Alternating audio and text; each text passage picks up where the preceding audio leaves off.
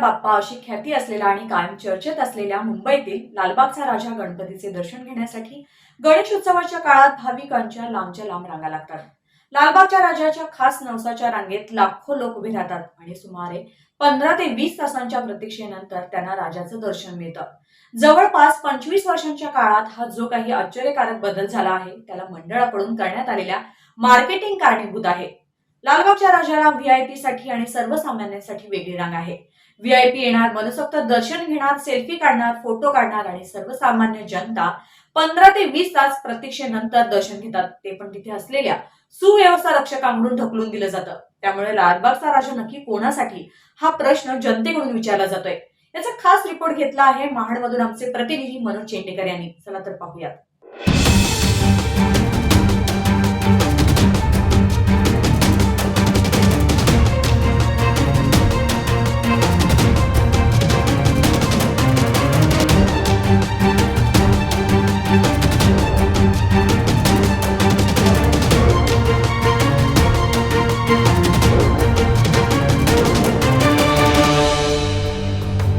नमस्कार, मी मनोज चेंडेकर पुन्हा एकदा नवीन विषयाकडे वळत आहे. विषय म्हटला की जुनाच विषय, मात्र हाच जुना विषय कुठे ना कुठेतरी प्रत्येक नागरिकाच्या मनामध्ये एक खंत निर्माण करून दिलेला हा विषय, तो म्हणजे संतापजनक वातावरणामध्ये झालेला हाच तो विषय.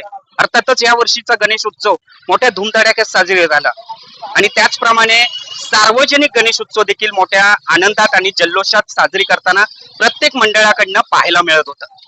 महाराष्ट्र म्हटलं की मुंबई आणि मुंबई मधला लालबागचा राजा, हा लालबागचा राजा म्हटलं की एक वेगळीच ओळख महाराष्ट्रात नव्हे तर जगभरात याची ओळख निर्माण झालेली आहे. त्यामुळे कुठे ना कुठेतरी आज हा लालबागचा राजा म्हटलं की सर्वसामान्य नागरिकांचा आहे की व्हीआयपी लोकांचा, याच प्रश्नावरती आज मी महाडमधनं प्रत्येक नागरिकांशी संवाद साधण्याचा प्रयत्न करतोय प्रकल लोकमान्य न्यूज चॅनलच्या माध्यमातून. काय सांगाल, एकंदरीत तुम्ही तरुण पिढी आहात आणि आताच्या व्हिडिओच्या माध्यमातून अनेक बातमी प्रसार झालेल्या आहे. लालबागचा राजा हा नेमकी व्हीआयपींचा आहे की सामान्य नागरिकांचा, काय वाटतंय?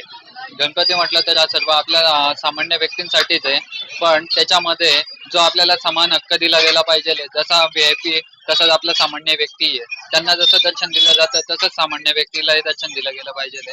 पण आता जर आपण बघण्यात जर पाहिलं तर सामान्य व्यक्तीला किड्यामुंग्यांसारखं आजूबाजूला हे केलं जातं आणि व्हीआयपीला कितीतरी वेळ तिथं दर्शन एकदम शांतपणे दिलं जातंय.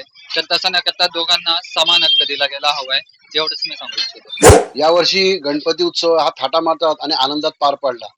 पण यावर्षी जो लालबागचा राजा या गणपतीच्या तिथे काही प्रमाणात धक्काबुक्की किंवा लोटालोट झाली, काही महिलांना धक्काबुक्की झाली. पण फार वाईट वाटलं हे बघून. कारण लालबागच्या राजाला जिथं सेलिब्रिटी येतात, प्रचंड प्रमाणात देणगी येते. आमच्या महाडमध्ये आलेल्या एका पुराच्या वेळेला पण लालबागच्या राजाने मदत चांगल्या पद्धतीने केली. हे सर्व चांगलं घडत असताना सर्वसामान्य जे गणेश भक्त येतात त्यांना तिथं धक्काबुक्की लोटालोट होते, ते चुकीचं आहे. कारण मग असं वाटतं की हा गणपती काय सेलिब्रिटींसाठी आहे किंवा मोठमोठ्या देणगी देणाऱ्यांसाठी आहे.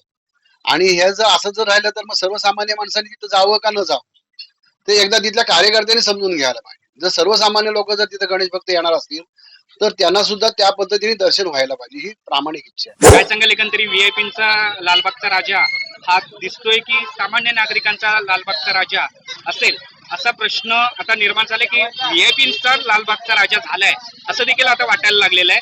तर सामान्य नागरिकांचा आता लालबाग राजा कुठेतरी नाहीसा होत चाललेला आहे. तर तुम्ही काय सांगाल? पहिली गोष्ट माझं म्हणणं असं आहे की लालबागच्या राजाला प्रेम ही आपल्या सगळ्या सर्वसामान्य माणसांमुळेच मिळालेली आहे. आणि दुसरी गोष्ट म्हणजे काय, तिथं तुच्छ वागणूक दिली जाते, ती नको आहे. कारण का जर जाब विचारला गेला असता नागरिकांकडनं तर त्यांना लाथाबुक्क्याने उत्तरं दिली जातात. तर माझं म्हणणं असं आहे, लालबागचा राजा आज मंडळाकडे नसून त्यांनी लक्ष न देता मंडळाने तो सरकारने ताब्यात घ्यावा आणि त्याच्यावर सरकारने स्वतःची पॉलिसी लागू कराव्यात आणि भक्तांसाठी, येणाऱ्या भक्तांसाठी सगळ्या गोष्टी त्यांनी व्यवस्थित व्यवस्थापना करावी, जेणेकरून ही जी तुच्छ वागणूक दिली जाते, हाताबुक्क्याने मारलं जातं, गेटच्या आतमध्ये घेतल्यानंतर मारलं जातं, त्या गोष्टी झाल्या नाही पाहिजे. देव जेव्हा नवसाला पावतो अशी ख्याती होते, तर स्वाभाविकपणे तिथे लोकांची गर्दी, भक्तांची गर्दी होत राहते. तर प्रत्येक वेळी तिथे होणारी जी गर्दी आहे किंवा ती गर्दी आटोक्यात आणण्याचे जे प्रयत्न आहेत, त्याच्याकरता कदाचित त्या मंडळाचे तिथले कार्यकर्ते प्रयत्न करत असतील सुद्धा. पण एकदा अशी ख्याती झाल्यानंतर लोकांनी तिथे गर्दी करणं ही एक स्वाभाविक गोष्ट धरली पाहिजे. आता ती अशा पद्धतीने नवसाला पावणाऱ्या देवाच्या समोरच सगळ्यांनी जायला पाहिजे का नाही, हा एक वेगळा विषय आहे. कारण गणपती तर सार्वजनिक अनेक शहरांमधनं प्रत्येक, आता मुंबई शहरातला तो गणपती आहे, तर मुंबई शहरामध्ये अनेक अन्यही गणपती आहेतच ना, पण ते नवसाला पावत नाहीत असं थोडंच आहे, किंवा घरातला आपला गणपती नवसाला पावत नाही असं थोडंच आहे. हा ज्याच्या त्याच्या श्रद्धेचा विषय आहे, आपण करून घेतलेल्या त्या कल्पना आहेत. पण कुठल्याही देवस्थानच्या बाबतीत हे होतच. जसं ते मंडळाचे पदाधिकारी आपण एका बाजूला जबाबदार धरतो की त्यांना ती आटोक्यात आणता येत नाही, तसं दुसऱ्या बाजूला लोकांनी याचा विचार करायला पाहिजे गांभीर्याने, की एक विशिष्ट देवच किंवा विशिष्ट ठिकाणचा देवच आपल्याला पावतो, या कल्पनेपासून कधीतरी आपण पण दूर जायला पाहिजे. तर मंडळी, आत्ताच आपण महाडकरांची प्रतिक्रिया जाणून घेतलेली आहे, त्यांचं म्हणणं देखील आपण जाणून घेतलेलं आहे. अर्थातच लालबागचा राजा हा फक्त आणि फक्त VIP लोकांसाठी आहे, सर्वसामान्य नागरिकांसाठी हा कधीच नसू शकतोय.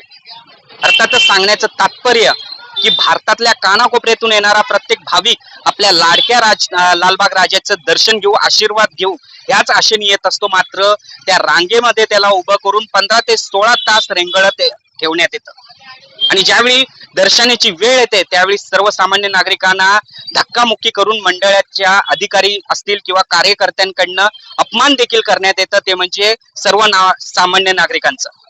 लालबाग राजाच्या नावाखाली अनेक वर्ष कमवण्यात येणारी ही रक्कम ही कोट्यावधी असते, आणि त्याच कमाईवरती मंडळाचे अधिकारी, पदाधिकारी, कार्यकर्ते हे जगत असतात.